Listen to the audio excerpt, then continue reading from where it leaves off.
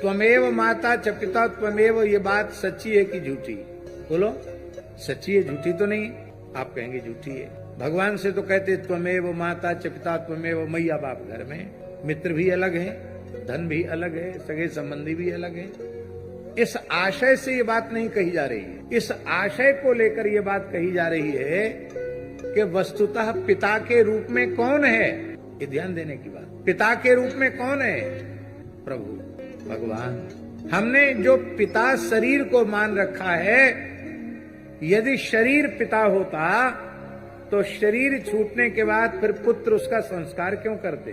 तो शरीर पिता नहीं है, शरीर के भीतर अवस्थित जो शरीरी आत्मा है वो पिता है। वो आत्मा कौन है? श्री कृष्ण है, श्री राम है। तो बोलो, भगवान पिता हो गए कि नहीं? भगवान माता हो गए कि नहीं? भगवान भाई बंधु हो गए कि नहीं?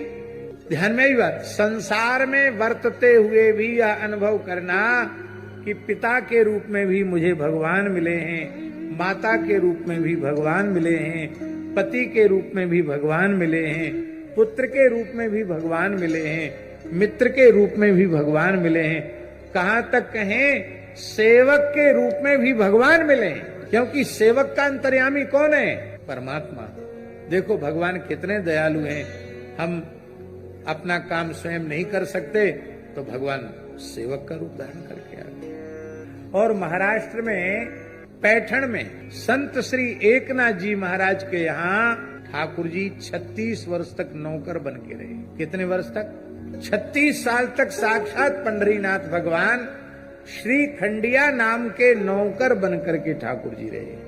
तो सब कुछ हमारे भगवान है, बस ये स्वीकार करो। व्यवहार तो शरीरों से हो रहा है, पर केवल शरीरों को मत देखो, व्यवहार शरीरों से करो और दृष्टि शरीरी परमात्मा पर रखो, तो आपको रोना धोना नहीं पड़ेगा।